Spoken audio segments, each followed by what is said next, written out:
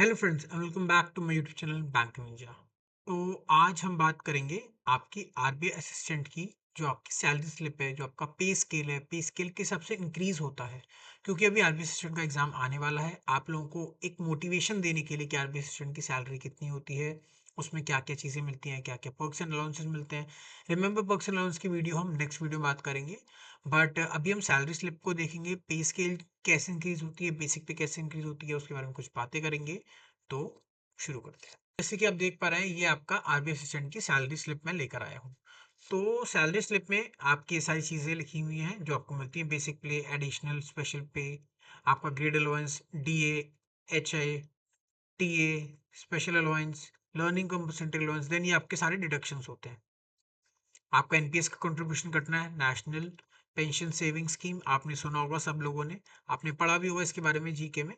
तो ये वही चीज़ है जो आपका कटता है, एक गवर्नमेंट लोगों का। देन आपका प्रॉफ प्रॉफ टैक्स आपका स्लिप पीरियड में कट रहा है। देन मील कूपन्स आपको मिलते हैं, 160 रुपीज़ का उसका डिडक्शन होता है। जो आपको मील आपको मिलता है आरबीआई में, उसका जो आपका कूपन है उसका 160 रुपीज़ पर मंथ आपका सिर्फ डिडक्ट हो रहा है। देन आपका एम करके है कुछ, ये डिडक्ट हो रहा है। आरबीआई का आपका एम्प्लॉय का यूनियन है, उसके 50 रुपीज़ पर मंथ डिडक्ट हो रहे हैं। ये आर्टिकल लोन, एक लोन लिया हुआ था, उस चीज़ के 1000 रुपीज़ डिडक्ट हो रहे हैं। तो जैसे कि आप देख सकते हैं कि टोटल सैलरी इतनी आ रही थी ग्रॉस, एंड आपका टोटल डिडक्शंस होने के बाद आपकी सैलरी जो है 51,531। तो नियर अबाउट 51,000, 52,000 अगर हम माने तो ये, सॉरी, ये कहाँ पे आ गया। हाँ, अगर हम 52,000 माने तो ये आपकी इन हैंड सैलरी हो गई। अब इन हैंड सैलरी 52,000 है, इसके ऊपर से आपके अलाउंसेस और मिलते हैं आपको। वो अलाउंसेस क्या हो रहा है बाबा, एक सेकेंड, F5, ठीक है। हाँ, वो अलाउंसेस मिलते हैं जो अलाउंसेस आपके सैलरी स्लिप में मेंशन नहीं होते। सैलरी स्लिप में आपके मेंशन नहीं होते, जैसे इसमें मेंशन नहीं है। जैसे कि पेट्रोल हो गया, आपका इंटरनेट हो गया, आपका ब्रीफ केस का हो गया।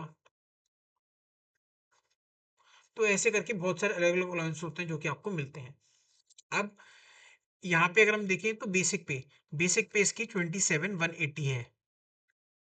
एडिशनल पे दी हुई है, ग्रेड अलाउंस है, डीए, डीए महंगाई भत्ता जिसे कहते हैं, जो कि साल में 2 बार बढ़ता है आपका, ये डीए होता है। बाकी सारे अलाउंस होते हैं, ग्रोस पे आपकी इतनी बना रही है। तो सैलरी स्लिप आप देख सकते हैं, एक अच्छी हैंडफुल अमाउंट ऑफ सैलरी होती है।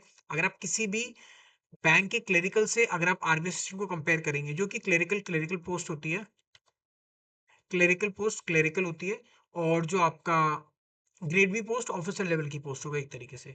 अगर आप असिस्टेंट की किसी भी बैंक की असिस्टेंट से अगर आप कंपेयर करेंगे, जिसकी सैलरी मोटी मोटी आपकी 40,000 आती है इन हैंड, बिल्कुल एग्जैक्ट नहीं बोल रहा हूँ, मोटा मोटा स्टार्टिंग की ज्वाइनिंग की सैलरी 40,000 इन हैंड आती है। इसकी आपकी सैलरी देखी जाए तो आपकी 52,000 आपकी इन हैंड आ रही है। तो एक अच्छी हैंडफुल अमाउंट ऑफ सैलरी है। इसके ऊपर से आपके पर्क्स और अलाउंसेस भी जुड़ते हैं। इसमें आपको आपको अकोमोडेशन भी मिलता है, आपको लीज अकोमोडेशन भी मिलता है, जो कि एक अच्छे शहर में आपको 6 to 7,000 भी मिलेगा आपको, 7 to 8,000 मिलेगा आपको। तो ये अगर आप जोड़ेंगे, अपने अलाउंसेस जोड़ेंगे, petrol, food, entertainment, internet, X Y Z allowance, जो हम नेक्स्ट वीडियो में बात करेंगे, ये सारे अलाउंसेस अगर आप ऐड ऑन करेंगे, तो ये सैलरी आपकी 65 प्लस जाएगी ही जाएगी। तो 65 प्लस की सैलरी आपको मिल रही है एक तरीके से। इन हैंड वाली आपका 52 आ रहा है, बट देखा जाए तो आपकी सैलरी पूरी 50, ओ सॉरी, 65 प्लस ही है ना। तो एक जो आरआरबी पीओ की ज्वाइनिंग की सैलरी होती है, उसके नियर अबाउट की सैलरी होती है एक आरबीआई असिस्टेंट की। तो सैलरी कहीं कम नहीं होती, बल्कि आपको एक अच्छी प्रिविलेज दी जाती है जॉब में, एक आपको अच्छा स्टेटस दिया जाता है, सीखने में काफ़ी चीज़ें आपको मिलती है, वर्क प्रेशर काफ़ी कम होता है। तो बहुत सारी चीज़ें बेटर हैं आरबीआई असिस्टेंट में। आप इसको एक बहुत ही फोकस तरीके से एग्जाम को प्लीज़ करिएगा और दीजिएगा। देन हम इसमें देखे जाए तो बेसिक पे आपका कैसे इंक्रीज होता है, कैसे इंक्रीज होता है बेसिक पे इन द कमिंग ईयर्स में, हम इसके बारे में नेक्स्ट पेज पे बात करेंगे। ये आपका पे स्केल जो आता है, ये आपका नोटिफिकेशन में दिया हुआ था, हमने नोटिफिकेशन में भी इसके बारे में बात करी थी। आप चाहें तो मेरी नोटिफिकेशन वाली वीडियो देख सकते हैं। बट हम यहाँ पे भी इसके बारे में और अच्छे से बात करते हैं, आपको समझाएंगे। देखिए, जैसे यहाँ पे बेसिक पे दिया हुआ है 29,000, यहाँ पे बेसिक पे कितना दिया 27,180। ये पुरानी सैलरी स्लिप है आपकी 2025 की। बट अभी इसमें दिया हुआ है कि जो आपको बेसिक पे जो आपकी ज्वाइनिंग सैलरी होगी 29,000 से होगी। तो एक और चीज बहुत अच्छी बात है, अगर आपकी 29,000 से अगर आपकी बेसिक पे सैलरी इंक्रीज होगी, जो कि आपकी ऑलमोस्ट 1820 आपकी ज्यादा है बेसिक पे जो अभी यहाँ पर है, तो आपकी जो एंड सैलरी होगी वो आपकी 55, तो आपकी नियर अबाउट पहुंच जाएगी 55,000 आपकी सैलरी। जो आपकी स्टार्टिंग इन हैंड सैलरी होगी 55,000 पहुंच जाएगी, और एंड सैलरी जो होगी वो आपकी 70,000 तक आपकी पहुंच जाएगी, with the allowances with everything मिला के। तो देख सकते हैं आप कितनी अच्छी सैलरी है स्टार्टिंग में 70,000। तो अगर हम यहाँ बात करें पे स्केल का, इस इसका मतलब क्या है, एक आपको समझाने के लिए कि कैसी चीजें वर्क करती हैं, कैसे क्या होता है, आपकी सैलरी किस हिसाब से वर्क करती है, किस हिसाब से इंक्रीज होती है। तो 29,000 पर मंथ आपको मिलेगी। देन यहाँ लिखा हुआ है 29,000 एंड यहाँ लिखा हुआ है 1,700। तो एवरी ईयर आपकी सैलरी में 1,700 रुपीज का इंक्रीमेंट होगा। कब तक? जैसे नेक्स्ट ईयर कितनी से आपकी सैलरी हो जाएगी 30,700, उसके नेक्स्ट ईयर 1700 बढ़ जाएगी, उसके नेक्स्ट ईयर 1700 बढ़ेगी। ये कब तक बढ़ेगी? For the next 3 years. अगर आपने कोई भी प्रमोशन नहीं लिया, कोई भी इंक्रीमेंट नहीं लगा, जैब कैप क्लियर नहीं हुआ, कोई भी चीज आपकी नहीं लगी, आप ये भी मान लीजिए कि जो 8th पे कमीशन आ रहा है वो चीज भी आपकी नहीं लगी, अभी हम उन सब चीजों को असाइड रखते हैं। उसके बिना जो एक नॉर्मल हर साल जो इंक्रीमेंट होता है, ये वो लिखा हुआ है 1,700 रुपीज का आपका हर साल का इंक्रीमेंट होगा 29,000 की सैलरी में फॉर द नेक्स्ट 3 ईयर्स। उसके बाद आपकी सैलरी अगर आप देखेंगे तो 34,100 पहुंच जाएगी। आप जोड़ के देख लीजिए 34,100 पहुंच जाएगी। उसके बाद next for the next 4 years आपकी सैलरी 2,040 रुपए से ही बढ़ेगी, फिक्स्ड है ये, इतनी ही बढ़ेगी। देन ये सैलरी हो जाएगी 42,260। ये आपकी बेसिक पे की बात चल रही है। याद रखिए, ये जो आपके सारे अलाउंसेस होते हैं, ये जो आपका डीए होता है, एचआरए होता है, ये ज्यादातर चीजें आपके बेसिक पे के परसेंट के हिसाब से ही इंक्रीज होती है। बेसिक पे जितना होता है उसी के परसेंटेज के हिसाब से आपकी इंक्रीज होती है। देन ये आपका 42,660 हो जाएगा, और इसमें इंक्रीमेंट कितना होगा 2,720 रुपए का। कब तक? अगले 6 साल के लिए। तो ऐसे करके आगे दिया है, ये 58,580 पहुंच जाएगा बेसिक पे आपकी। ये 2,950 रुपीज की इंक्रीज होगा नेक्स्ट 2 ईयर्स के लिए। फिर आपकी सैलरी इतनी पहुंच जाएगी 2 साल के बाद, और फिर आपकी ये 3,370 रुपए का इंक्रीमेंट होगा फॉर द नेक्स्ट 3 ईयर्स, और आपकी सैलरी इतनी पहुंच जाएगी। फिर आपका 4,050 रुपए का इंक्रीमेंट होगा 1 साल के लिए, आपकी सैलरी इतनी पहुंच जाएगी। ये सारी चीजें आपको दी हुई हैं, समझ रहे हैं? तो भले इतना लंबा नहीं चलता, इससे पहले अगर आपने जैब कैब निकाल दिया, CAIB, उससे आपकी बेसिक पे इंक्रीज हो जाएगी, बेसिक पे जो आपकी इंक्रीज हो जाएगी। उसके अलावा अगर आपने प्रमोशन ले लिया, आप प्रमोशन के लिए एलिजिबल हो गए, आपने प्रमोशन ले लिया, उससे आपकी बेसिक पे इंक्रीज हो जाएगी। आपका पे कमीशन लग गया। मेरे को आइडिया नहीं है कि आरबीआई में पे कमीशन लगता है बाइपर्टाइट लगता है, बिकॉज बैंक्स में तो बाइपर्टाइट ही लगता है, बैंक्स में बाइपर्टाइट लगता है,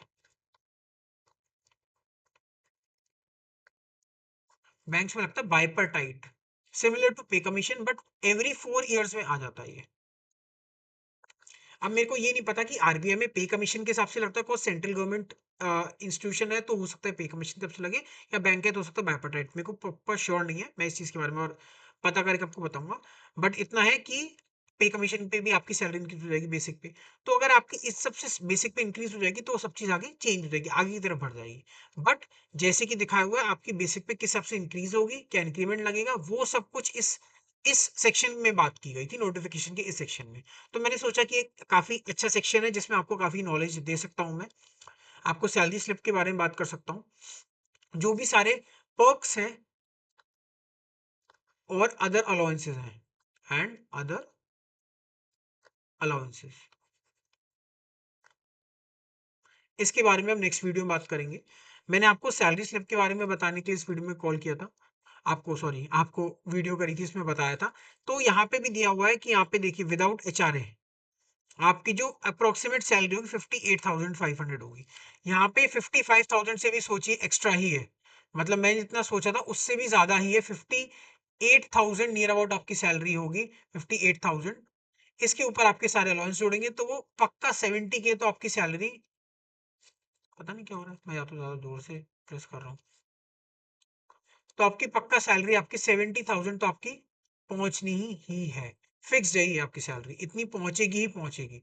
जो कि एक, अगर आप आरआरबी पीओ की, मैं एक सैलरी दिखाऊंगा, सैलरी स्लिप आपसे जल्दी शेयर करूंगा, उसकी ज्वाइनिंग सैलरी जो होगी वो आपको नियर अबाउट 70 to 72,000 मिलेगी।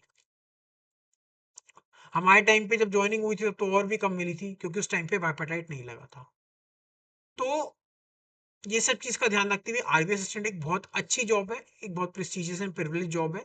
इसकी नोटिफिकेशन आ चुकी है, एग्जाम फिलिंग सब बंद हो चुकी है, अब आपका एग्जामिनेशन आना है बहुत जल्द, जो कि नोटिफिकेशन में दिया हुआ है कब एग्जाम है, काफी नियर अबाउट है। प्लीज अच्छे प्रिपरेशन कीजिए, थोड़ा मोटिवेशन लीजिए, एक अच्छी सैलरी, एक अच्छी इन हैंड सैलरी आपको मिलेगी बहुत ही early stage of your life में।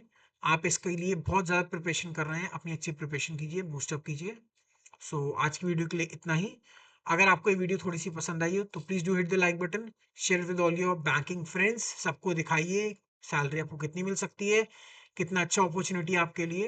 एंड तब तक के लिए सब्सक्राइब करिए चैनल को, एंड टेक केयर। जय हिंद।